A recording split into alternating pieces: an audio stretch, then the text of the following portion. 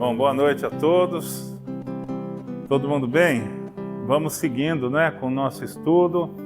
Nós que estamos estudando essa turma, esse ciclo de estudo da casa, o curso de orientação mediúnica, onde a gente está vendo toda a interação, todos os tipos de trabalho mediúnicos existentes na casa espírita.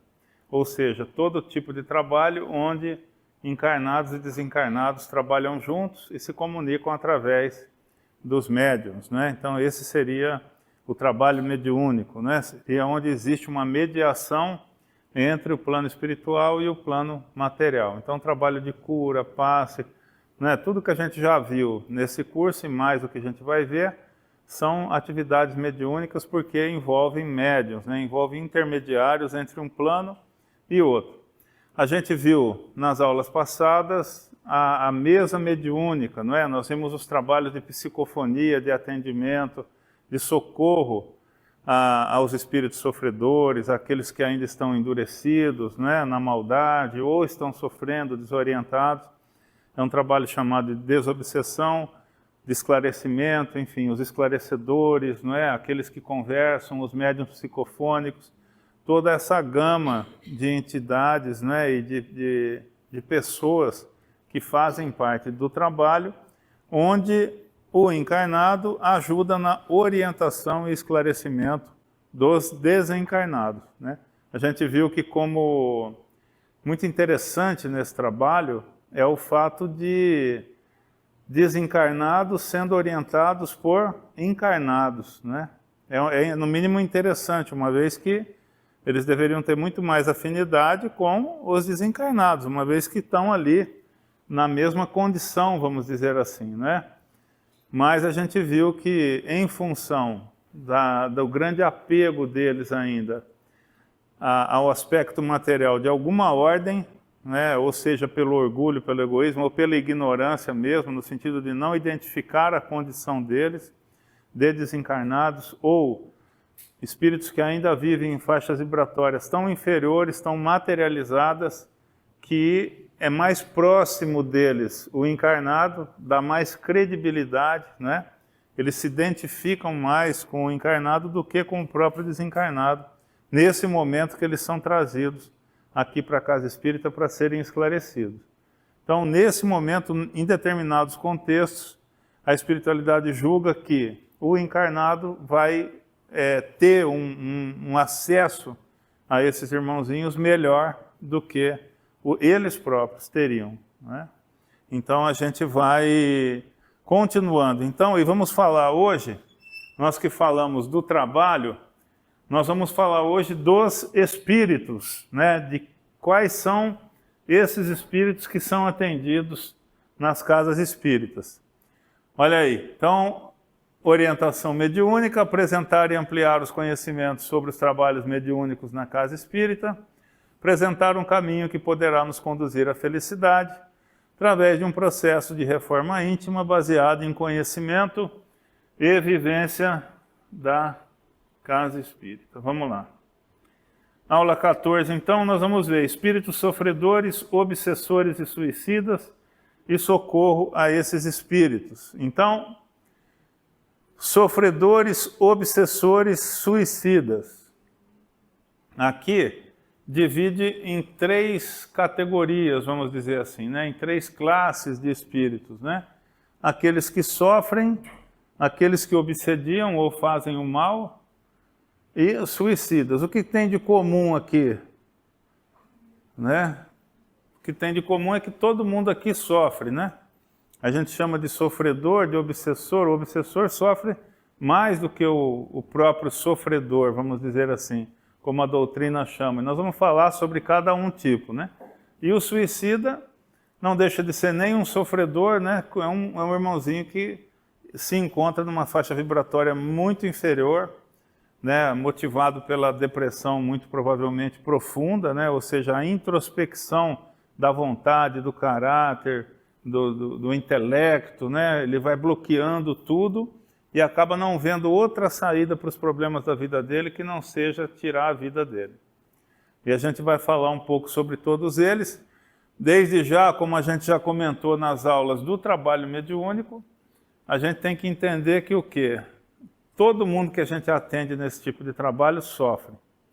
Desde aquele que a gente identifica que ainda pratica a maldade, né, que ele ainda está obsediando, prejudicando, tentando prejudicar alguém, tentando desencarnar alguém, até aquele que é um sofredor realmente, que está desorientado, que está no plano espiritual sofrendo.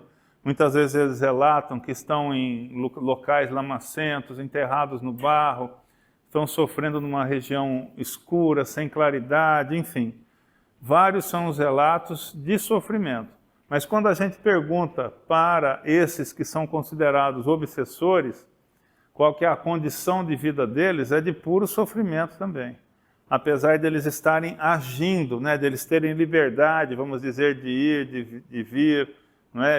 Eles controlam a vida deles, mas o local onde eles vivem, a energia que os cerca, é sempre uma energia muito ruim. Né? Eles vão ter muitas vezes o corpo mais deformado, o perispírito mais deformado, com muito mais problemas do que o próprio sofredor, vamos dizer assim. Aquele que está lá no Vale dos Suicidas, que tirou a sua própria vida, ou aquele que por atitudes de egoísmo, de orgulho, manteve uma faixa vibratória baixa e foi para uma região de sofrimento na espiritualidade. Né? Porque quem provoca o mal está numa faixa ainda inferior, né, do que aquele que simplesmente se pautou na vida por sentimentos menos nobres, né? Mas que não produziu o mal. Na verdade, todos aí sofrem, e não é pouco, né? Lista de presença sempre importante. Olha aí. Então, numa reunião mediúnica, a gente vai ver todo tipo de espírito, né? Nessas reuniões que a gente viu nas aulas passadas. Então, temos aqui, ó, pela fisionomia, a gente vê, né, animalizado, uma cara muito fechada, né? A fisionomia, quando vai para o animal, né? Quando ele se transforma fisionomicamente em animais como os morcegos, as cobras, normalmente existe ali um vínculo de maldade, né? Da prática do mal, vamos dizer assim, né? E a gente tem, por exemplo, esse irmãozinho aqui, ó, necessariamente ele não é mal, mas ele está sofrendo por algum motivo. Né? E cada um tem o seu motivo, né? Cada um tem uma particularidade diferente. Não existe um caso que seja igual. A gente sempre tem que entender isso também, porque é muito importante a gente ter esse entendimento. Então, ó, que tipo de espíritos são atendidos na reunião mediúnica? Qual o tipo de espíritos? Olha lá.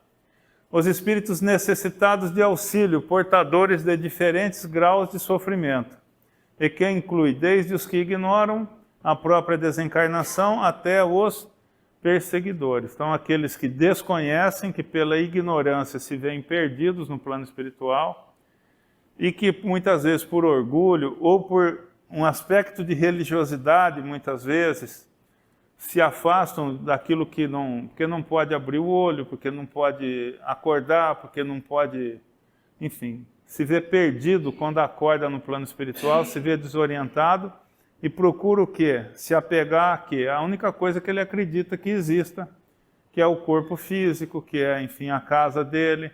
Então ele vai ficar vinculado à casa ou ao corpo no cemitério, né, e prejudicando os familiares muitas vezes, ou se prejudicando muito, necessariamente sem ser uma pessoa que pratique o mal, mas vai estar em sofrimento, né? Então, necessitados de auxílio, sem dúvida, senão eles não estariam aqui. Diferentes graus de sofrimento, inclui desde os que ignoram a própria desencarnação, que não acreditam que possa haver desencarnação e sobrevivência consciente dele, né, como espírito, como ser inteligente, e os perseguidores. Vamos seguindo aqui que a gente vai falar bastante hoje. Sofredores, obsessores e suicidas. Entre esses, há enorme diversidade de carência espiritual, indicando por si só que cada atendimento deve ser considerado específico, ainda que apresente pontos semelhantes ou comuns. Por quê? Porque cada um tem a sua história, cada um reage de uma maneira diferente à abordagem que a gente faz. alguns se exaltam, alguns ficam nervosos, já chegam nervosos, outros desesperados, outros chorando, outros sem saber o que está acontecendo, totalmente perdidos, sem saber que desencarnaram, né? Achando que ainda estão vivos, reclamando que foi tirado da sua casa à força, que o lugar dele é na casa dele. Aí você pergunta se as pessoas estão vendo, se uma coisa não mudou, né? Se a vida dele... Lógico que as pessoas me ignoram, só porque eu estou velho e doente e tal. Então vejam para onde vai, a que ponto, né, chega pela desinformação, vamos dizer assim, né, a condição da pessoa de achar que os familiares, porque ele está muito velho ou porque está doente, deixaram inclusive de conversar com ele, já não dão mais água, já não alimentam mais, não cuidam mais. Então eles acabam muitas vezes por se tornarem obsessores mesmo, querendo se vingar daqueles que os abandonaram.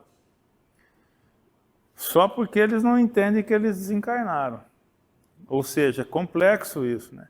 Vários casos de pessoas desencarnadas que começaram a obsediar casas porque o morador não lhe deu água, por exemplo. Ele pediu água e o morador não deu, ou pediu alimento e o morador não deu. Ele me deixou entrar, mas não me deu água, se recusou a me dar água. E como é que pode uma pessoa estar vendo que eu estou com sede, está vendo que eu estou machucado, e ele nem ligou para mim. E ficou por ali obsediando, enfim, e virou um caso, um problema. A gente vê de tudo aqui, pessoal, né? Esses espíritos, eles, como nós, né? Cada um é diferente do outro, mas a variedade dos sofrimentos e das perturbações é imensa, né? Cada um com a sua história. Indicam, olha lá, espíritos sofredores, indicam um estado de sofrimento atroz, vinculado a ações remotas ou recentes, e normalmente associados à sua última encarnação. Normalmente associados à última encarnação, mas com ligações, muitas vezes, de 3, 4, 5 reencarnações passadas. Né? Não é raro os espíritos reportarem que há séculos estão perseguindo alguém. Então, um processo, né, de interação entre dois, um encarnado e um desencarnado, que vem de séculos, muitas vezes revezando o papel. Então, ora, o que está desencarnado obsedia por raiva, né, por lembrança de algo ruim, alguém, aí troca o papel. O que estava encarnado desencarna, o que estava desencarnado encarna. Aí o desencarnado, por sua vez, acha a pessoa no plano material. Achou a pessoa, começa o processo de vingança, e isso às vezes dura por séculos. E a gente normalmente às vezes conserta isso como? Quer dizer, conserta. A gente acha um caminho com a tela mental. Lembra do primeiro slide? Daqui a pouco nós vamos passar de novo. Aquela tela que eles projetam é uma tela tipo uma tela que projeta o Bluetooth, né? Um tipo de onda mental, onde está ali a memória da pessoa, de todas as vidas dela, só que ela não lembra, né? Como a gente não lembra das últimas vidas. Só que a espiritualidade projeta a memória que a pessoa tem naquela tela. E ela não tem dúvida porque está saindo de dentro dela. Aí aguça, né, a lembrança de todo o problema. Então, às vezes alguém está obsediando outra pessoa fortemente, não quer largar de jeito nenhum. A gente é intuído a falar assim, vem cá, o que te garante que não foi você que começou o problema com ele? Foi você que fez mal. Eu não fiz mal nenhum, pá, não sei o quê, porque eu era meu amigo, ele me traiu e tal e coisa. Aí você fala assim, na vida que você tem lembrança. E se você fez mal para ele na vida passada? Eu nunca fiz mal para ninguém, eu não fiz isso, não, pá. Aí a gente, vamos pedir a tela mental. Aí a gente pede o quê? Para a espiritualidade. Ligar, criar esse aparelho, ou ligar, conectar esse espírito, e aí é projetado da memória dele, naquela tela, para que ele possa ver na tela projetado a reencarnação que ele não lembra e o mal que ele fez para aquele que hoje ele está tentando se vingar. E ele vê com clareza ali que o mal, na verdade, começou por ele. Quer dizer, ele numa reencarnação X passada fez algo terrível para aquela pessoa, que aí foi revezando, é o que eu falo, ele fez mal, a pessoa, quando trocou o papel, se vingou. Troca o papel, se vinga, troca o papel, se vinga, e eles só lembram da última reencarnação, quando desencarnam. Então só lembra do último mal feito, e o processo de vingança vai continuando. Quando a gente consegue aqui projetar na tela mental, quem começou, aquele que está vingando, acha que ele só que sofreu, ele que foi vítima. Aí a gente projeta ele fazendo mal, que deu origem a esse imbróglio, esse processo de vingança. E aí ele desarma, porque ele fala, nossa, mas como que eu pude fazer isso? E eu agora eu entendo por que ele me fez o mal e tal. Então aí abre uma brecha para que ele possa, né, ser socorrido na casa espírita. Apresentam uma necessidade intrínseca, olha lá, de desabafar, expondo a sua dor nas mais variadas formas, tristeza, amargura, mágoa, lamentos, ironia, ódio, ameaças, desejo de vingança e etc. Então são espíritos que muitas vezes a gente precisa deixar eles contar a história dele, até que é para a gente possa entender também, não é? Porque os mentores que estão ao nosso lado, eles estão também fazendo a leitura, ou já fizeram a leitura, de todo aquele problema que envolve aquela pessoa. Seja ele um sofredor, um obsessor, um vingador, não é? Não interessa, eles já conseguiram entender aquela problemática. Quando a pessoa desabafa ali, a gente vai cercando a pessoa com uma espécie de carinho, né? Um acolhimento, a gente vai falando que a casa está ali para ajudá-lo, que ele não está aqui para simplesmente sair de onde ele está fazendo mal, que ele está aqui para ser amparado, para ele se ajudar. A gente vai quebrando um pouco aquela impressão que ele está numa delegacia, né? Porque, na verdade, ele estava num processo obsessivo na casa de alguém ou em algum lugar, alguém arrancou ele de lá, né? Que ele não queria sair e trouxe para algum lugar e ele está, entre aspas, amarrado aqui, sem poder se movimentar. Obviamente não é amarrado, mas ele está energeticamente contido. Então, ele, num primeiro momento, ele fala, pô, me pegaram, me laçaram e me prenderam aqui. Né? Então, muitas vezes ele tem esse sentimento dentro dele. Então, a gente tem que, um dos processos, uma das fases da abordagem é tirar isso dele, quer dizer, tirar essa impressão dele. Ele está aqui para ser ajudado. A gente nem sabe, na verdade, e é mesmo, né? Porque a gente nem sabe qual que é o processo que ele está envolvido, qual é o processo obsessivo que ele está envolvido, a gente não sabe a pessoa que ele está querendo se vingar, né? A gente quer ajudá-lo, só isso. Então a gente primeiro tira a dor desses espíritos. A gente procura magneticamente, ele está com dor, está com algum processo, né, que está o incomodando bastante, eles acusam falta de respiração, eu não consigo respirar, eu estou com muita dor, eu estou com ferida, eu estou com um machucado aberto, eu estou sangrando. Então magneticamente a gente vai pedindo e a espiritualidade vai ajeitando isso de modo que ele estabilize o emocional dele, né? Porque pensa a pessoa chegar aqui sangrando, com ferida, tirada de uma região do umbral de sofrimento, de um lamaçal, de algum lugar, ela está muito perturbada. Então a gente tem que puxar essa pessoa, trazer ela para uma condição melhor, para a gente poder acessar, para ela poder pensar, senão nem pensar ela consegue.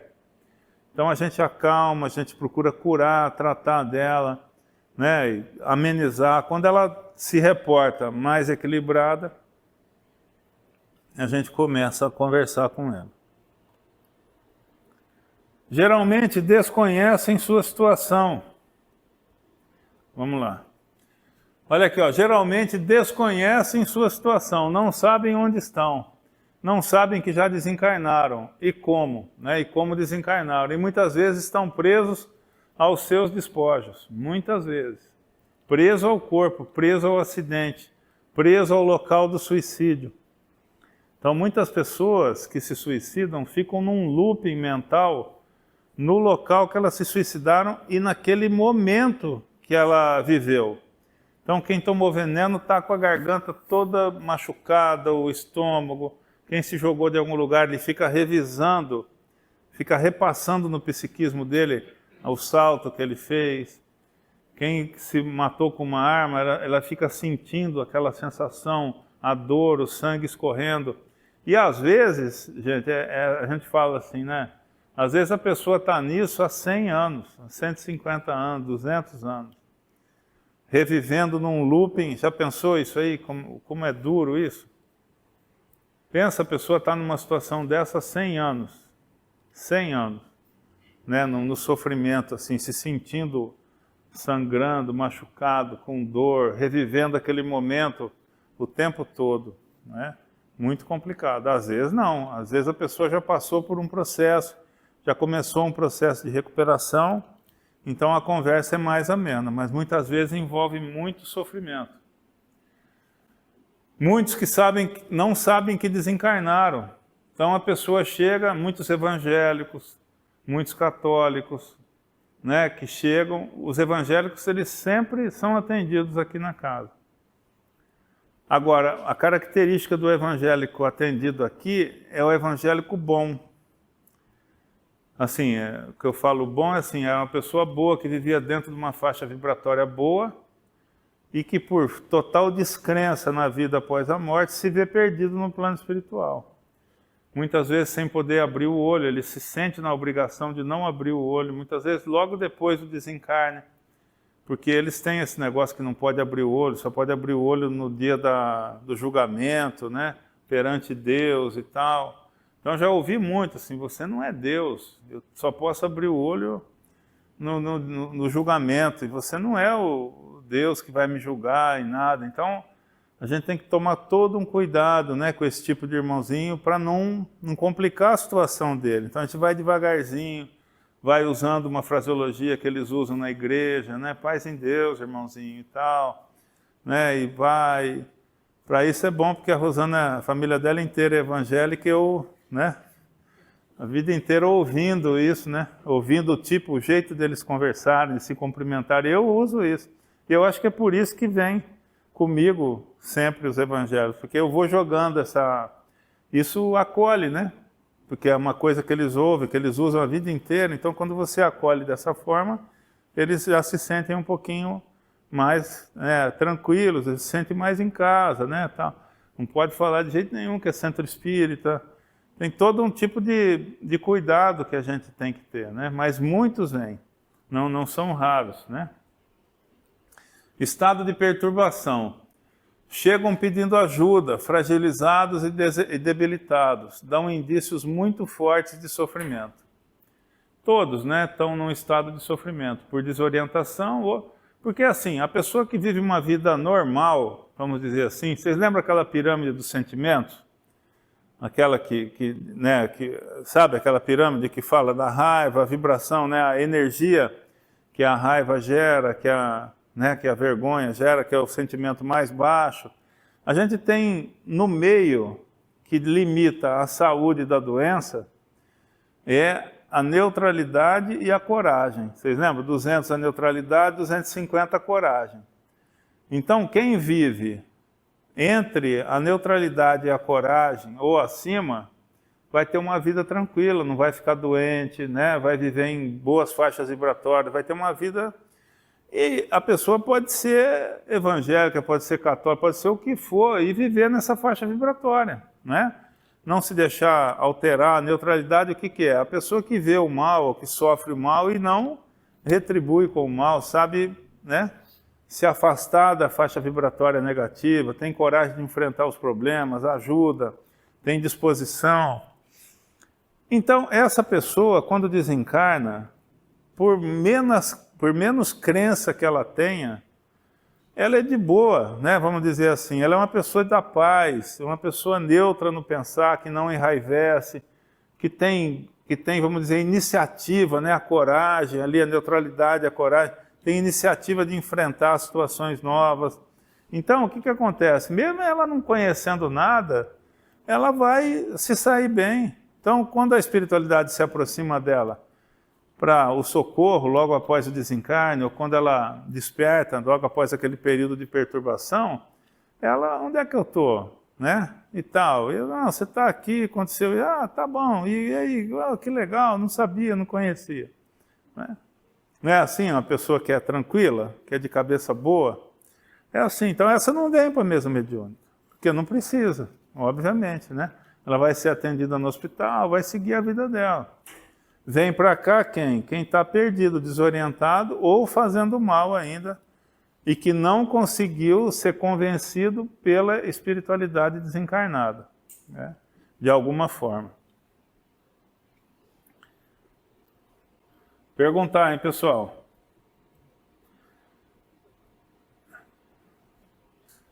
Olha lá, apegados à realidade material, bens, família, amor, exposição social. Essa é a motivação do orgulho, né? Então, quando o orgulho, a vaidade, conduz essa pessoa durante a vida reencarnada aos valores materiais, ao desencarnar, ela sente um forte apego àquela realidade. A casa, a matéria, o dinheiro, né? Às vezes a família. Quando o sentimento não é aquele sentimento de amor leve, né? É aquele sentimento de dono, né? De posse, é o meu filho, a minha família, a minha casa, o meu dinheiro, né? A pessoa vive a vida em torno daquilo, respirando aquilo. Então, ao desencarnar, tem muita dificuldade, a gente não se transforma de uma hora para outra, né? No estalar de dedos. E muitas dessas pessoas ficam, tão forte essa ligação que cria vínculos mesmo, magnéticos com casa, com dinheiro, com posses, com ouro, né? E isso que faz com que a pessoa fique apegada ao plano material, que ela não se desprenda a ponto de poder ser socorrida no plano espiritual. Então, esse sentimento de posse, né? O material, a ligação com a matéria é muito forte. Então, às vezes as pessoas são trazidas aqui, elas não cometeram crime, não são criminosos, ou não estão perseguindo ninguém, o problema deles é o apego. Não, eu estou na minha casa, eu não vou sair na minha casa de jeito nenhum, ali que é o meu lugar, eu dei duro para construir, trabalhei uma vida inteira, ali que eu tenho que ficar e tal. E é uma conversa meio assim, né? E aí a gente tem que ir buscando caminhos na fala com a pessoa para fazer com que ela entenda que aquilo não é apropriado para ela. Muitas vezes, quando o apego é a família, a gente tem que tecnicamente tentar mostrar para ela que a presença dela na casa provoca um mal para a família e não um bem. E a gente vai falando, olha, você lembra quando você se aproxima do seu filho, da sua família, o que acontece? Ah, eles se perturbam, antes era só beijo, abraço, era um carinho danado, agora eles se afastam. Falei, então, você está produzindo mal, aí a gente explica a questão de vibração, de pensamento, que eles sentem a presença dele, como eles não entendem que isso pode acontecer, que ele pode estar vivendo uma vida após a morte, eles se assustam com aquilo, e aí põe medo e vai provocando mal. E aí a gente vai nessa lida com a pessoa, buscando que a pessoa voluntariamente aceite a ajuda da casa e inicie um tratamento, vamos dizer assim, né, para se recuperar, para se estabilizar. Vinculados, acorrentados ao passado por algum acontecimento marcante e por injúria sofrida com desejo de vingança. Aí é o caso dos vingadores, né? Então imagine que um amigo querido da vida, né, te faça um mal muito grande de maneira muito inesperada, né? Então você vai nutrir por aquela pessoa um desejo de vingança, uma sensação muito ruim. Então, aí cria também um link magnético, né, com aquela pessoa que te fez mal, no sentido da vingança. A vingança é um sentimento forte, que põe todas as forças da pessoa naquele objetivo, né? Quando uma pessoa se sente muito injustiçada, ou sofreu uma morte muito violenta, muito sofrida, ou viu sua família sofrendo, gera um sentimento muito forte, né, que é o da vingança, o da raiva. E isso faz com que ele fique conectado com aquela situação magneticamente. Então ele desencarna e não migra para o plano espiritual, ele fica preso àquela situação muitas vezes, aquele lugar que ele sofreu, né, e ele fica ali atrás da vingança dele, procurando se vingar, muitas vezes sem conhecimento. Então, usando técnicas, por exemplo, de vingança, que ele usaria como encarnado. Então, ele nem sabe das possibilidades dele, ele não entende, ele não sabe o que ele consegue fazer. Ele está no lugar que ele foi morto buscando um jeito de vingar, né, a pessoa que o matou, mas ele fica perdido naquele sentimento ruim e passa a ser influenciado por espíritos muito pouco evoluídos que emparelham com ele nessas faixas vibratórias muito negativas, né, muito baixas. Esses são os, vamos dizer assim, os processos mais difíceis, né, da gente lidar, porque a pessoa se sente no direito de se vingar, né, porque aparentemente ela não fez mal nenhum à pessoa e a pessoa fez um mal muito grande para ela. Então aquele sentimento para ela é um sentimento legítimo, né, de vingança. É difícil a gente demover, muito usado a tela mental, como eu já falei para vocês. Olha lá, com medos, angústias, dores, sentimentos de culpa, remorso e arrependimento, né? O André Luiz, ele não era ateu, mas era quase, né? Então, quando ele desencarna e se vê no Vale dos Suicidas, com a cara no barro lá, como a gente fala, né? Acorda, e literalmente o filme fala, e no livro também, né? Que ele acorda nessa região de sofrimento, num ambiente lamacento e tal, ele não tinha ideia de onde ele estava. Então demora anos para ele entender que ele já não estava vivo mais. E pensa, a pessoa que era médica, tinha casa, tinha isso, tinha uma condição, né, tal, morre num hospital sendo tratado, ou seja, nem sabia, né, de uma cirurgia, e acorda num lugar desse. Quer dizer, como que ele entende aquilo, né?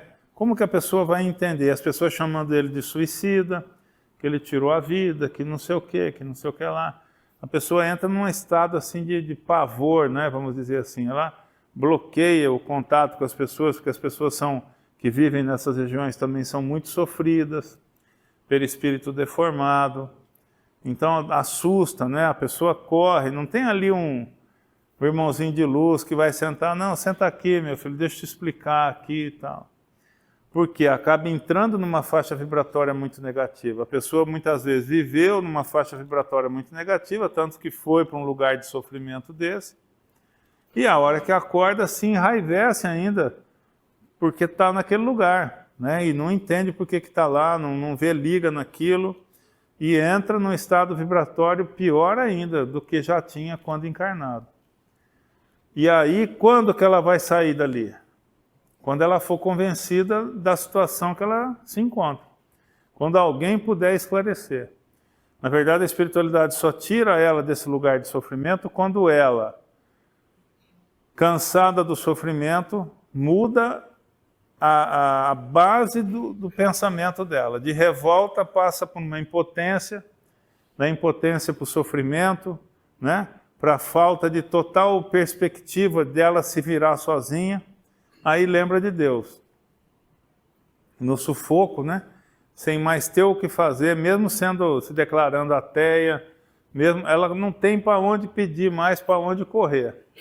Aí ela muda a faixa vibratória pedindo socorro, pedindo ajuda, né?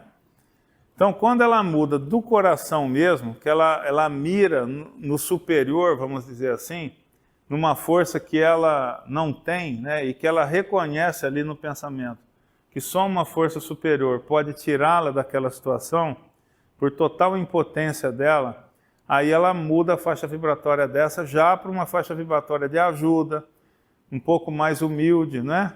Porque ela está naquela situação há anos, muitas vezes, sem conseguir melhorar nada. Então, aí ela acende uma luzinha dentro dela.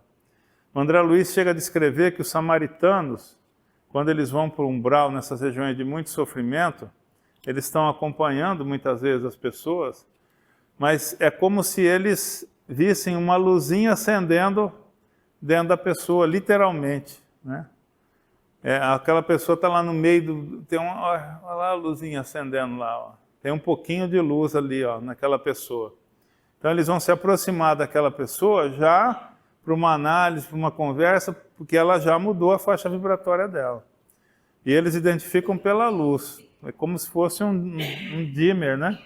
A pessoa mudou o padrão vibratório, ela começa a gerar luz.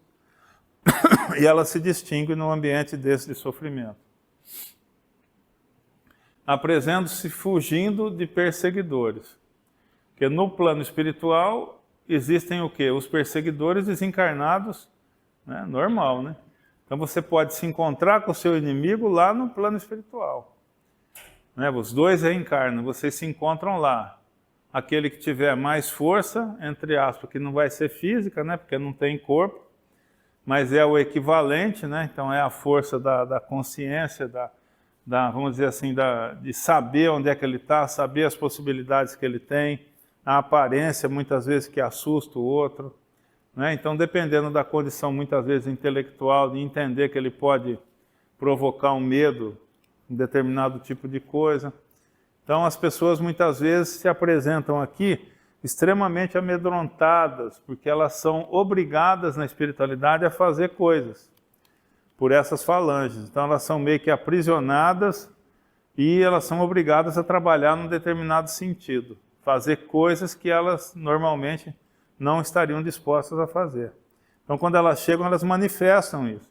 Elas estão com medo, mas se eu ficar aqui, eles vão me castigar. Né? E aí você vai explicando que ela tem proteção aqui, que aqui ninguém vai acessar, que aqui tem o sentinela, tem proteção. Então, aí ela vai se acalmando e a gente vai acessando de uma outra maneira. Olha lá, sofrem repercussões das situações que vivenciaram. Lei de ação e reação, né? Sofrem repercussões das situações que vivenciaram, das doenças que padeceram, ou das mortes súbitas ou violentas. Então, quando uma pessoa morre, por exemplo, de uma bala perdida, né? A pessoa está lá feliz, correndo na praia, e uma bala perdida a encontra ali, né? E ela desencarna. O que vai fazer diferença? O que vai... Bom, morreu, desencarnou. Para onde que essa pessoa vai após desencarnar? Para onde que ela vai? Nós já sabemos. A resposta é depende, né? Sempre, né? Mas depende do quê? Da vibração. Da vibração, da faixa vibratória dela. Não interessa se foi de bala, se foi de não sei o quê. Vamos dizer que é uma pessoa do bem, que na programação espiritual dela existia o desencarne naquela idade, e acharam uma bala para ela, né? A pessoa fala que não tem bala perdida, né?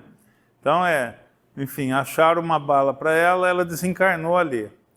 Aquele buraco que fez na cabeça dela ali, que levou ela à morte do corpo físico, também danificou o perispírito, né? Cada célula do corpo físico tem uma célula do perispírito.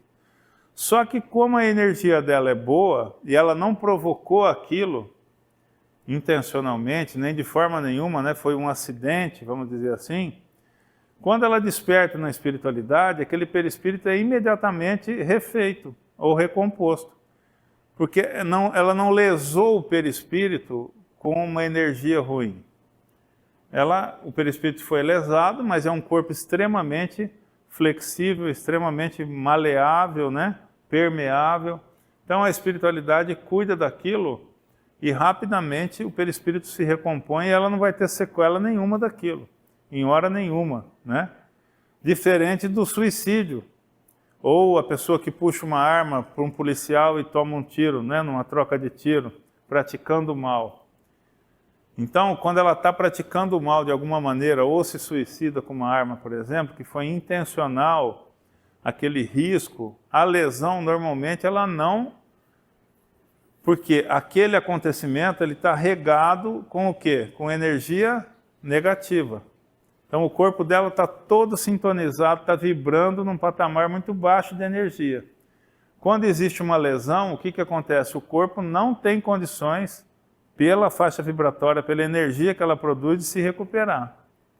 Vai para o plano espiritual nessa mesma faixa vibratória, com raiva do policial ou deprimida, enfim, no caso do suicida, ou por orgulho, quando a pessoa se suicida para não ir preso. Várias são as possibilidades. Mas quando a lesão ocorre com a pessoa numa faixa vibratória muito ruim, a lesão criada pelo tiro, pelo veneno, seja pelo que for, pela morte violenta, a pessoa dirigindo embriagada, enfim, provoca a morte, é um tipo de um suicídio indireto, né? Então as sequelas vão permanecer no corpo daquela pessoa por mais tempo. Né? Aí você vai falar, pô, mas aquele jovem era gente boa, aquele dia ele bebeu, deu mole, tudo, por isso que cada caso é um caso. Então, se é um jovem que um dia, né, se exagerou, não está acostumado, mas vive numa faixa vibratória boa, qual que é a média vibracional dele? É boa.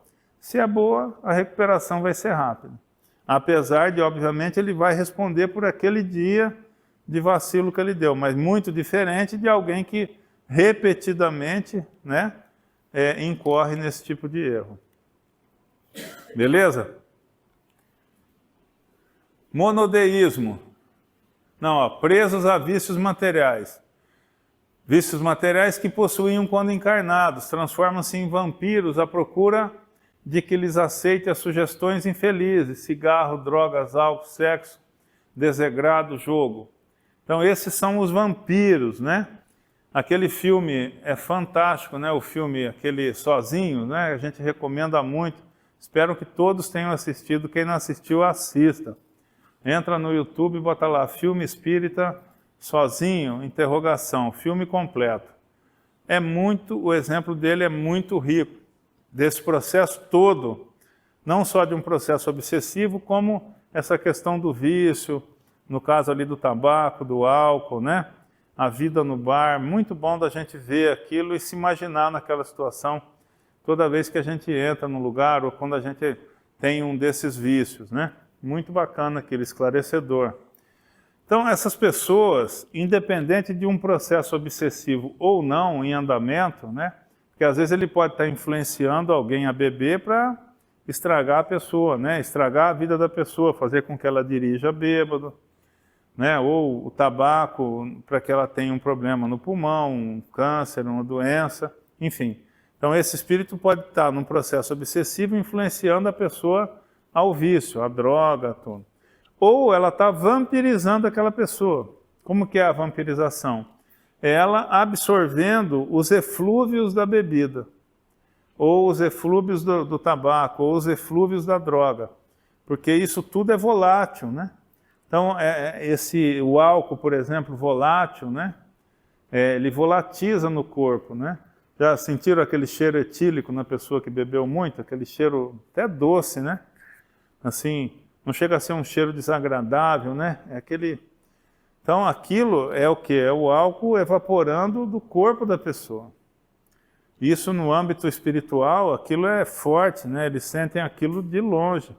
Então, eles estão absorvendo o quê? Os eflúvios, eles estão bebendo junto com a pessoa, fumando junto, se drogando junto. Eles já tinham esse vício, desencarnam e se ligam a pessoas que continuam com o vício. E vão prejudicar aquela pessoa, porque eles vão estimular aquela pessoa a fazer o quê? A beber, a fumar, a se viciar, para satisfazer essa vontade deles de permanecer viciados, né? Monodeísmo, cristalizados na ideia de violência, agressividade, destruição, muitas vezes subjugado por chefes de falange no mal, né? Então é aquele que está buscando a vingança a todo custo, né? Quer se vingar de alguém que fez mal, e aí ele vai começar a sofrer influência de falanges, de espíritos que também vivem, né, procurando essa coisa da violência, da guerra, do tiro, da faca, do crime violento. São espíritos que viveram isso e da mesma forma que o álcool, o tabaco, eles se juntam àqueles que praticam ainda isso. E isso é uma bola de neve. É aquela cidade espiritual do livro Libertação. Acabam criando uma simbiose, uma hora estão encarnados, vivendo na Terra, acompanhados por os espíritos daquela cidade. Aí eles trocam de posição, eles são recebidos quando desencarnam, eles vão por afinidade para aquela cidade e outros reencarnam. E aquela falange, ela fica trocando esse papel e alimentando essa questão da violência, de tudo. Então, mais ou menos, olha aí, seria isso aí, ó. Esse é o tipo de simbiose, por exemplo, ilustrada pelo tabaco, né? Então, a pessoa está soltando a fumaça, tem um respirando do lado junto com ela. Isso vale para bebida, para droga, para tudo, né? Diga-me o que pensas e te direi quem te acompanha, né? É por aí. né, o que a gente pensa, o que a gente faz, nós vamos ter companhia compatível com aquilo que a gente está sintonizando ali. Olha lá, criam ideoplastias que prolongam ou agravam o estado de sofrimento, fazendo abstrair a realidade em que se encontram. Então, olha, essas ideoplastias, né, é a mente, é a ideia, né, ideoplastias, que plastifica, que plasma, né, vamos dizer assim. Então, aquilo que eles vivem acabam plasmando o corpo físico deles. Mutilações ou deformidades perispirituais. Então, quando a gente perde uma parte do corpo, uma deformação num acidente, alguma coisa assim, quando a gente desencarna, nós não temos problema com o perispírito. O perispírito não foi mutilado, mas dependendo da faixa vibratória que a pessoa desencarna, a mesma coisa do suicídio, aquilo que eu falei do vício, que lesou um órgão, então a pessoa leva aquela lesão. Ideoplastia, né? A ideia é plasmando o corpo espiritual. Então, se ele se julga um vampiro, se ele se julga uma serpente, se ele se julga ele vai se transformando naquilo no plano espiritual e ganhando esse tipo de forma. Assim como as mutilações, por exemplo, ele pode aparecer com feridas, pode aparecer com deformidade, sem um membro, sabe, sangrando, e vai por aí. Ó, mutilações ou deformidades perispirituais, olha lá, zootropia, perde parcial ou totalmente a forma humana, adquirindo a de animais, sente-se como um animal. Muitas vezes por indução mental dessas falanges que o aprisionam, que tornam ele um escravo. Então, eles plasmam o perispírito dessa pessoa. Tem um caso lá no Libertação, logo no comecinho do livro, que uma mulher chega na cidade, logo depois do desencarne, ela é julgada por um grupo de ditos juízes lá da cidade, e ela tinha matado várias pessoas no plano material. Ela era uma assassina. E ela já sai do julgamento com a forma de uma loba, com a forma de um cão, né, parecido com a loba. Então ela já ganha a deformidade do perispírito provocada pelo juiz como uma forma punitiva para ela. Esses juízes são malvados também, não é que eles são juízes bonzinhos que estão julgando a pessoa, não. É que eles julgam aqueles que vão compor a cidade que eles vivem. É uma forma, eles se revestem desse poder de julgar, né? Na verdade, eles estão dominando aquelas pessoas que chegam, eles colocam ao serviço deles. E uma forma é fazer esse tipo de julgamento. A pessoa chega, eles julgam a pessoa pelos erros da pessoa. Eles conseguem manipular a mente da pessoa, eles acompanham essa pessoa em vida, a pessoa erra, chegam lá, eles julgam e condenam a pessoa a isso, aquilo, e acabam se tornando escravos, né, desse pessoal nessas cidades. E os ovoides, que seria a pior, né, o pior tipo da ideoplastia, onde a pessoa, né, o perispírito da pessoa perde a forma da cabeça, tronco e membros, assemelhando-se o perispírito a uma estrutura oval, um pouco maior do que o tamanho de um cérebro humano. Às vezes eles reportam, como sabe a bola de futebol americano? É um ovo, né? É um ovoide, né? Daquele tamanho, mais ou menos. Por quê? Muito comum nos suicidas, que se suicidaram pelo processo depressivo. Então a pessoa, né, não introspecta, a pessoa depressiva ela não tende a voltar para a forma fetal, vai se encolhendo, né? Porque vai só mirando para dentro, né? Ela só vai pensando nela, a tristeza, ela vai abandonando o mundo exterior e como fechando, né? Voltando à forma fetal, vamos dizer assim, né? Se introspectando novamente, voltando. E isso vai agravando a tal ponto, vai deformando a tal ponto o perispírito que ela se transforma num ovoide. Condensa o perispírito como se ficasse um ovo, uma bola de futebol americano. Sim. Quem que contou que tudo isso acontece assim mesmo? A obra de André Luiz, principalmente. No Livro dos Médiuns tem alguma coisa, mas a obra de André Luiz é rica em exemplos vivos disso aí. Foi para lá, descobriu tudo isso, aí ele veio e contou Isso. Tem vários livros da literatura espírita que abordam esses temas aqui, vários. O André Luiz é sistemático em mostrar o plano espiritual na visão dele, ele como trabalhador. Ele vê tudo isso como trabalhador da colônia espiritual nosso lar. Quando ele começa a trabalhar, ele começa a participar de missões de socorro no plano material. Trabalho de socorro. Então ele vai socorrer, ele vai vendo tudo que é coisa que acontece no plano espiritual e ele vai montando os livros. Cada livro do André Luiz tem um foco, assim, básico. Conta várias histórias, mas normalmente tem um objetivo maior, assim, mostrar um aspecto do plano espiritual. Então, em várias obras, essa aqui tem, na Libertação tem bastante isso aqui, tem várias obras dele, ele reporta.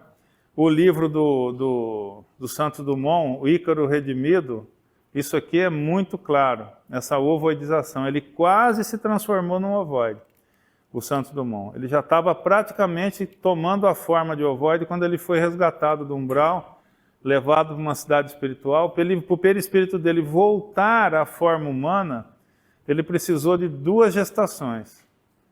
Gestação que não vingou, que não vingaria, porque era tão deformado o perispírito que... Mas como o feto vai ganhando a forma humana, é o jeito que a espiritualidade arrumou, no caso dele, para ele começar a voltar. Aí na 3ª gestação, ele nasce todo deformado, mas consegue nascer. Acreditamos que lá pela 4ª, 5ª, que ele voltou a ser o normal. Assim, voltou a ter uma forma normal. Então, além de André Luiz, tem... Muitas outras. Tá? Isso é um tema bem discutido na obra espírita, né? E o ovoide eles chamam até de 3ª morte, né? Eles falam que é um processo muito difícil de ser revertido. São muitos anos e põe ano nisso, para aquele espírito voltar à normalidade quando ele é socorrido. Porque ele entra num estado tão fechado de consciência, que eles chamam de 3ª morte. Quer dizer, é muito difícil você socorrer, porque você não acessa aquele espírito. Então ele vai ser socorrido à medida que alguém interceder por ele, alguma coisa, mas é um processo muito longo de recuperação.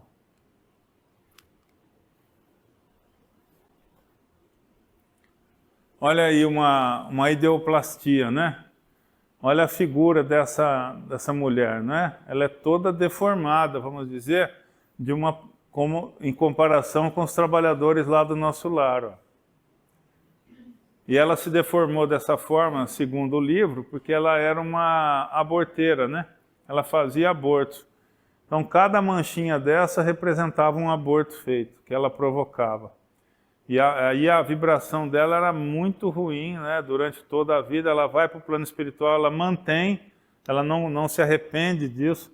Ela está pedindo socorro aí nos portões do nosso lar, mas só para sair da situação de sofrimento. Ela não mudou intimamente, ela não está arrependida do que ela fez. Aí o instrutor ele mostra, ela fala, ó, não tem nenhum tipo de transformação moral nela, a energia dela é essa aí, ó. E mostra aí o perispírito todo deformado, como ela se apresenta aí, né? Olha, aqui, ó, também é uma cena, né, daquele projeto Imagem, do Vale dos Suicidas, onde o André Luiz chega, ó. Mas olha aqui, ó. Olha o tipo da ideoplastia aqui. Tá vendo? Tipo de um lobo, né? De um animal, ó. Olha o tipo, né? Que tá aqui, ó. Tipo de um, sabe Deus o quê, né? Mas eles vão perdendo a forma humana, ó, animalizando ou deformando aquilo que teria uma forma humana, né? Beleza? Dependendo do grau de envolvimento, né, do tipo de vibração que aquela pessoa tem.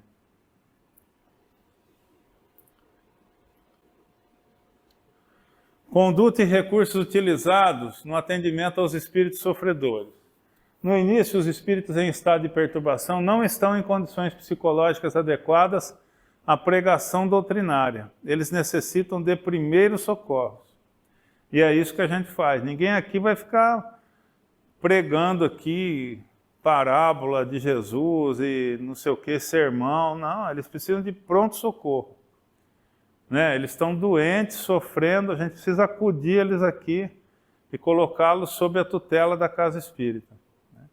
É óbvio que a gente pode, em algum momento, fazer algum tipo de citação, em algum momento a gente pode até fazer uma oração com eles, como a gente faz, às vezes, na intuição, mas normalmente é conversa para, primeiro, tirá-los da dor, tirá-los daquele momento de dor que eles, né, motivo pelo qual eles se desequilibraram muito. Então a gente tem que trazer eles para uma normalidade, assim, para eles pensam com uma dor violenta, como que você vai conversar com alguém, né? Você tem que tirar aquela dor magneticamente, a gente consegue fazer isso, pedindo a todos que vibrem por aquela pessoa. A espiritualidade, obviamente, nessa hora vai ajudar e a pessoa se sente, pô, estava doendo muito, agora a dor sumiu ou diminuiu muito, ela, opa, né, estão me ajudando aqui. Quer dizer, já muda a perspectiva dela ali, ela já entende que ali alguém vai ajudar ela. Então você já ganha credibilidade ali. Aí você limpa a pessoa, você faz um procedimento que a gente adota aqui, onde a espiritualidade limpa. Aí a pessoa de uma aparência daquela, como no slide anterior, ela já se vê limpa. Aí você acolhe, né? Aí você tenta explicar para ela a condição dela, que ali você está para ajudar. Isso quando é um sofredor, né? Quando é um processo obsessivo é um pouquinho diferente. Mas tem toda uma técnica para isso. Ouvi-los com gentileza e atenção, pois se o desabafo, olha lá, configura de um lado uma espécie de cartaz, né, que produz alívio, de outro fornece ao médium, ao doutrinador e demais integrantes do grupo mediúnico os elementos para auxiliar. Então, se a gente não ouve a pessoa, como que a gente vai entender o que está incomodando aquela pessoa, né? Por onde a gente caminha ali na abordagem da pessoa, a gente precisa ouvir.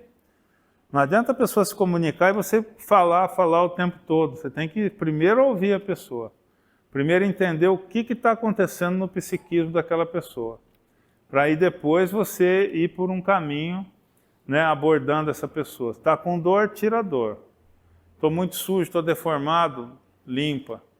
Aí você acalma a pessoa. Acalmou, aí você conversa com a pessoa. Né? Aí você tenta trazê-la para o socorro que a casa oferece. Sim. Esses espíritos que vêm na sessão de obsessão, eles vêm do umbral? Normalmente. Normalmente eles estão numa zona de sofrimento. Ela fez uma pergunta aqui, olha, esses espíritos todos vêm do umbral? Depende. Como, né? A gente entende o quê? Por quê? Porque muitas vezes a pessoa está na casa dela, por exemplo, que não é bem um umbral, né? Vamos dizer assim, ela está presa ao ambiente doméstico, está no cemitério, presa lá ao corpo, né? O que é o umbral? É uma região intermediária entre o plano físico e regiões mais felizes, né? É um lugar da natureza, o umbral. Então, se você pergunta, ela vem do umbral? Normalmente sim, mas o umbral é cheio de regiões, que muitas vezes são muito diferentes entre si. Então, quando não é uma colônia espiritual, você pode chamar de umbral? Talvez, né? Porque um planeta de prova e expiação, o umbral é quase tudo no plano espiritual, porque é o lugar onde a maioria das pessoas vão habitar. E vão existir regiões de muito sofrimento, de menos sofrimento, regiões que não existe sofrimento propriamente dito, a pessoa vive uma vida, só que não uma vida numa colônia espiritual, com uma vida edificada, né? Ela vive ali num lugarzinho mais ou menos, e por aí vai, aqueles postos de socorro, onde a pessoa é acolhida, dependendo de onde ela está no umbral. Então tem muito, umbral é quase tudo, né? Tirando... Tem relatos no livro do Berlice, Mensageiros, que eles relatam que o umbral começa aqui na Crosta e vai até a ionosfera, que é onde começa o nosso lar, é o limite do umbral, porque, né, a cidade do nosso lar ele ainda está no umbral. Apesar de toda aquela beleza, tal, ela está na região considerada umbral ainda, no limite, mas está ainda. Tanto que você sai do nosso lar e você tem regiões ali no entorno do nosso lar que não são paraíso. Né? Aquela senhora ali estava no nosso lar, estava ali do lado de fora. E você vê que ela vivia numa região ruim, né? Pela condição dela. Entendemos isso? Então, umbral é um termo genérico. Tá? As regiões de sofrimento, se você me perguntar, as regiões de sofrimento na espiritualidade estão no umbral? Sim. Genericamente estão no umbral. Tá? Compreender as dores, fracassos, dificuldades do irmão atendido. Então a gente tem que primeiro conversar com ele para compreender a sua situação, os seus anseios, as suas dúvidas, e aí a gente fazer uma abordagem que esclareça e que acolha. Olha lá, atenção, nem sempre o espírito entende que está desencarnado. A ciência dessa situação precisa ser utilizada com muito bom senso, a fim de não desestruturar o psiquismo do comunicante. Às vezes, o melhor é realmente não informar que ele já não possui um corpo físico. Raramente a gente deixa essa etapa passar, porque uma das funções nossa, quando ele não sabe que está desencarnado, é informar ele que ele está desencarnado, é fazer com que ele acredite que a situação dele mudou. Só quando a pessoa está muito aflita, assim, muito, você vê que ela está apavorada ou muito sofrida mesmo, numa condição assim de muito, vamos dizer, um doentinho que não está nem conseguindo coordenar direito as ideias, você dá aquela aliviada na pessoa, estabiliza e a espiritualidade leva para o hospital para ser acolhido. Aí você não, às vezes por falta de condição de você dialogar, mas normalmente a gente acha um jeitinho de explicar para ele. Uma das melhores abordagens é dizer assim, né? Olha, você, por exemplo, uma coisa que a gente usa muito quando a pessoa se declara religiosa, a gente usa muito aquela passagem de Jesus, né? Onde após a crucificação, no terceiro dia, ele aparece, né? Para Madalena, depois para os discípulos, né? A gente fala, vem cá, Jesus morreu, não morreu? O cara lá espetou ele com a lança. Bem, o corpo dele morreu. E quem que apareceu no terceiro dia lá para Madalena e para os discípulos? Aí a pessoa fala, não, Jesus. Tá, mas o corpo já era, tinha morrido. Ah, ele ressuscitou. Não, não ressuscitou, né? Ele não voltou à vida. Mas ele apareceu lá. Então ele estava vivo, lógico, se ele apareceu, conversou, estava vivo. E a gente é semelhante a Jesus. Jesus é o irmão mais velho nosso, mas a gente também acontece isso. Quando o nosso corpo morre, a gente não morre. A gente continua com um corpo, continua vivo com um corpo. E pode aparecer tanto... Aí você fala para a pessoa, você não está aqui conversando comigo? Mas eu não morri, eu estou vivo. Você fala, você está vivo, mas por quem que você está conversando? A garganta de quem que você está usando? Presta atenção. Aí ele, como assim? Está saindo minha voz na boca dessa mulher aqui. Você fala, então, você já não tem mais o corpo físico, mas você não morre, ninguém morre. Aí a pessoa, né, é um caminho, a gente usa muito esse caminho, quando a gente julga que é adequado. Então a pessoa entende que a situação ali é diversa. Aí às vezes ela pergunta, você vai explicando, dependendo do nível de dúvida, né, que a pessoa tenha. Olha lá, ó, levar alívio imediato e calma ao espírito comunicante, trabalhando com a percepção e inspiração vinda dos benfeitores. Ninguém tem bola de cristal, né? Tudo que a gente fala é inspiração, porque eles estão vendo muito mais que a gente. Eles às vezes conhecem a história daquela pessoa, né? No resgate daquela pessoa de uma região de sofrimento, eles já entenderam a realidade daquela pessoa e eles vão soprando no ouvido da gente, ó, vai por aqui, fala aquilo. Obviamente são coisas que nós temos que conhecer, senão você não tem condição de falar. A gente não é papagaio de pirata, eles dão um caminho para a gente. Olha, lembra aquele exemplo do tal, né? Olha, fala aquilo, aí aquilo vem na cabeça, você vai, pede a tela mental, aí você, opa, aqui é o jeito, acho que é legal pedir a tela mental. Na cabeça da gente vem assim, acho que é legal pedir a tela mental, mas eles que estão soprando aqui, porque eles sabem que a história é condizente com a tela mental, vai resolver o problema da pessoa. Olha lá, tirá-lo do local aflitivo onde se encontra, porque ele pode estar preso, que é o local do suicídio, por exemplo. Ele pode estar preso num buraco, ele mentalmente ainda está ligado lá, você tem que trazê-lo aqui para a casa espírita, para que ele possa ser mutilado, reconstituição pelo pensamento. A gente pede energia para todo mundo da sala, todo mundo vibra, então o perispírito é recuperado ali naquele momento, ele ganha uma condição melhor. Melhorar as sensações de mal-estar, Limpar, ó, dar banho, cortar cabelos e unhas, a gente usa o recurso de um gel. Eles descrevem assim, né? Um gel esverdeado, bem fluido, bem sutil, bem suave, que eles trazem num recipiente e passam no corpo inteiro da pessoa.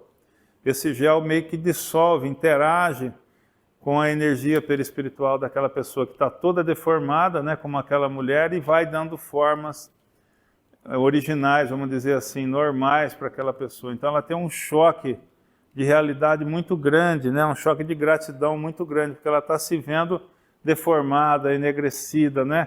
Aquela coisa escura, suja, né? Mesmo.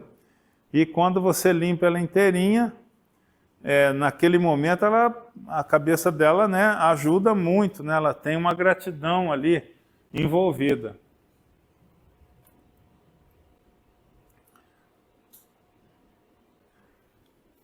Ajudá-lo a compreender uma situação e levá-lo a uma mudança de postura, usando recursos de regressão de memória, tela mental e espelho. Então a gente fala, como é que está o seu corpo, né? Olha, presta atenção no seu corpo. Alguém põe um espelho na frente dele ali. E ele vai se ver todo deformado, todo complicado. E o irmãozinho que está do seu lado, que está te ajudando? Pô, mas ele tem luz, ele é brilhante e tal. E que tal você ficar que nem ele? Porque se você aceita a ajuda da casa, você passa a viver aqui, facilmente você vai ganhar contornos, né, de um corpo saudável, de um corpo feliz, muito próximo daquele ali. Quer dizer, para ele é um choque aquilo. A tela mental a gente já falou bastante, né?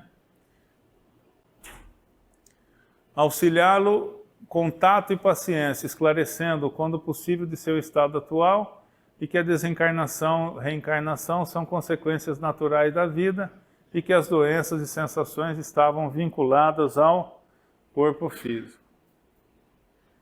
Olha lá a tela mental, ó. Estão vendo aqui, ó? Aqui é uma tela, né, ó? É mais ou menos isso aqui, ó. A pessoa está aqui sendo tratada, ó, está vendo aqui, ó, e ele está se vendo lá na situação que ele já não lembrava, que é de uma vida anterior à lembrança dele. E muitas vezes foi esse ato dele que provocou o mal feito a ele, enfim, ele vai entender uma situação complexa que ele não tinha como perceber. E esse entendimento, às vezes, é que dá a margem para ele aceitar ajuda e desistir do processo obsessivo que ele se encontra.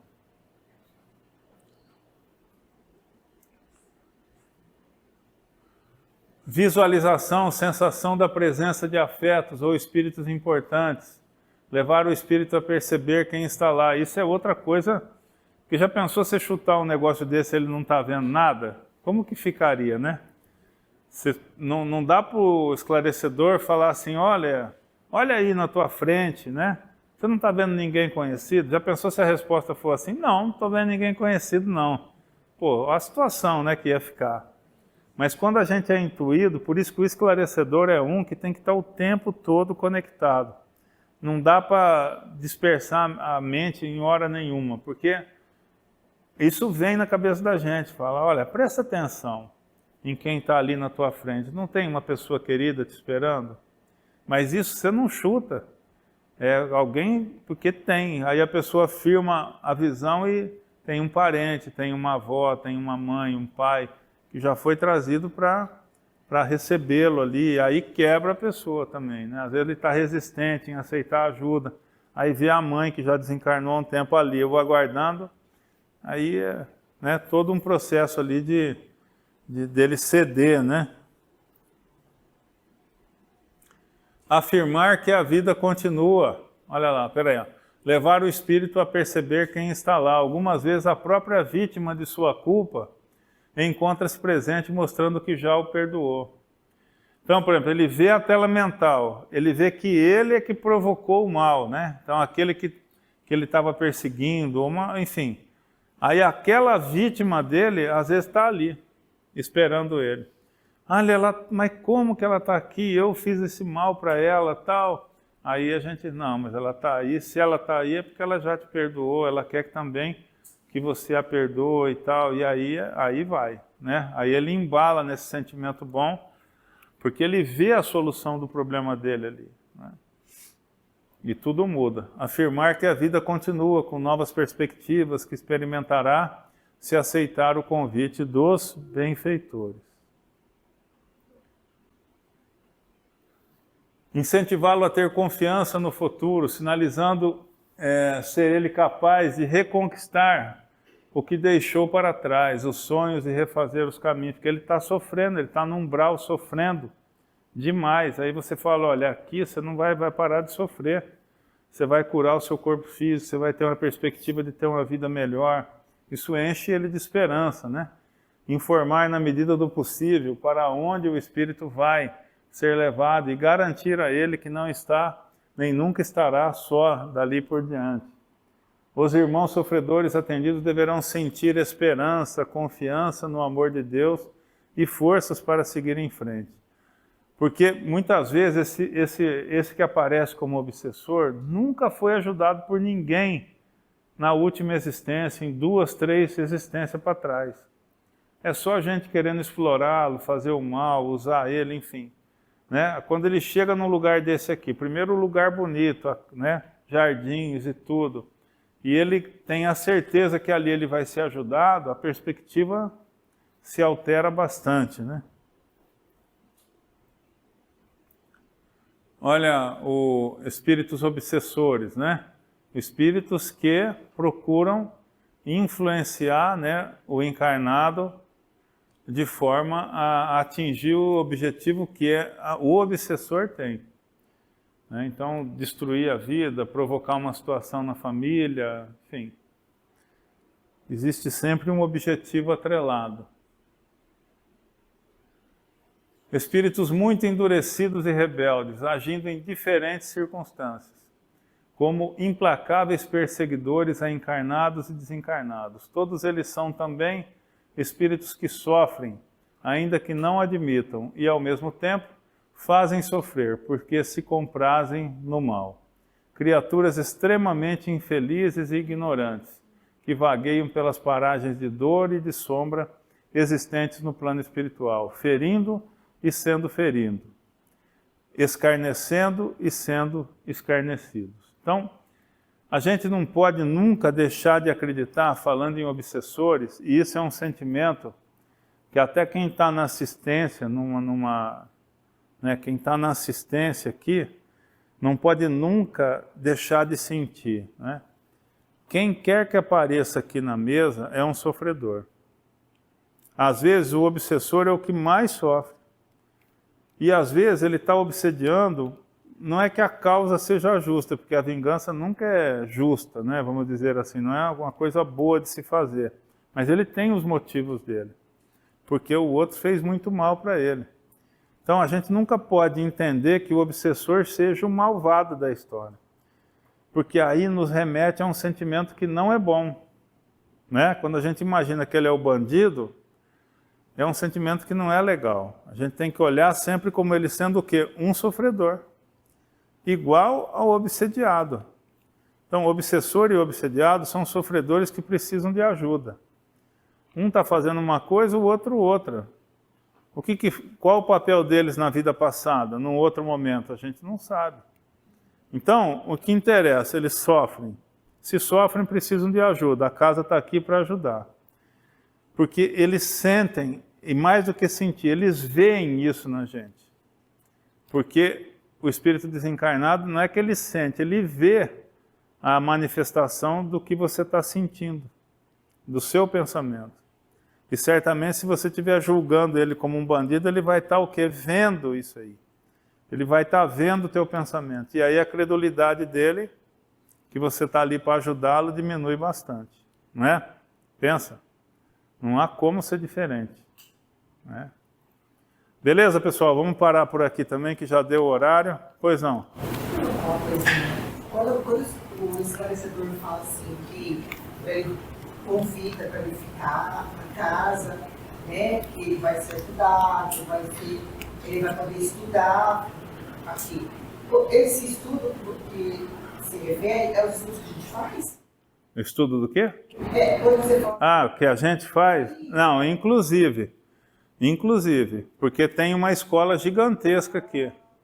Aqui eles falam que são milhares de internados, são 9 andares de hospital com 6 vezes o tamanho da base da nossa casa. Pensa o tanto de gente que não cabe. Então, além de um hospital muito grande, uma escola muito grande. Então, existe a escola, sabe Deus com que tipo de curso, né? Com que tipo de ensinamento próprio para eles, e, inclusive, o do encarnado. Então, eles falam que quando a gente está estudando aqui, nós estamos aqui, hoje tem o quê? 30, 40 pessoas aqui, e um anfiteatro ali com centenas de pessoas, ouvindo tudo que a gente fala. Outra dúvida, por exemplo, quando você fala assim, olha, está chegando 2 enfermeiras para te ajudar, ou está chegando uma pessoa para passar um gelzinho em você, ou está chegando alguém com uma maca. O que é intuição? Intuição, tudo intuição. Então, porque a gente acaba acostumando que esse procedimento mas essas expressões que a gente usa, acostumando pelo tempo, isso é tudo intuição mesmo. Eles falam que o médium que tem essa função de esclarecedor, a mediunidade nele que é mais desenvolvida e mais aguçada é a intuitiva. A ponto de, outro dia, um dos trabalhadores aqui da casa, desencarnados, ele falou para mim assim, né? Brincando assim, ela chama vovó Ana, ela falou, pode me chamar de vovó Ana. Ela quis dizer assim, né? Quando você está aí encarnado e eu desencarnada, né? Você pode me chamar de vovó Ana. Ela quis dizer assim, que quando nós dois estamos desencarnados, acho que eu chamo ela de Ana ou de alguma coisa parecida, mas eu falei, né, que ela falou que me acompanha o tempo todo, quando eu entro na casa, sem ser para o trabalho, sem ser para uma atividade como essa aqui. Eu venho sozinho aqui fazer alguma coisa na casa. Ela é uma das que está sempre junto comigo. Aí ela me falou assim, você, meu filho, você me ouve perfeitamente. Eu converso contigo como se eu estivesse conversando com minha amiga do lado. Você me ouve, você ouve tudo que eu te falo. E eu não ouço nada, né? Assim, com o ouvido, né? Ela fala, inclusive, eu me ressinto que você não conversa comigo, converse mais comigo. Porque ela fica falando sozinha, né? Quando eu entro aqui, eu não escuto, né? Com o ouvido, mas ela fala, você me ouve perfeitamente. Então, essa questão do ouvir é isso. A gente, na verdade, num trabalho desse aqui de esclarecimento, como esclarecedor, doutrinador, a gente está o tempo todo, é um trabalho de 4 mãos. O tempo todo a gente está ouvindo o que eles estão falando, para a gente fazer a abordagem correta, para a gente ir no caminho certo para aquela pessoa. Endurece mais, alivia, faz uma oração, não sei o quê, conta aquela história, fala isso, fala aquilo. Porque isso vem vindo na cabeça da gente. Um não é igual ao outro, um é totalmente diferente do outro. Tá bom? Claro, e você como esclarecedor, é sempre você que está colocando, ele nunca é mentor. Não, é sempre esclarecedor. A gente trabalha com 2 ou 3 esclarecedores em cada sessão, vai revezando, cada um, uma vez cada um. Mas é a gente que fala. O mentor não entra nessa hora. Eles podem estar falando com ele sem a gente ouvir. No plano espiritual, provavelmente, eles também estão argumentando alguma coisa aqui, né, com ele ali. É um trabalho, né, conjunto de um grupo, né? Mas a gente não ouve pelo médium, um mentor falando com ele, por exemplo, assim. Beleza? Obrigado, então, pessoal. A gente continua na próxima aula.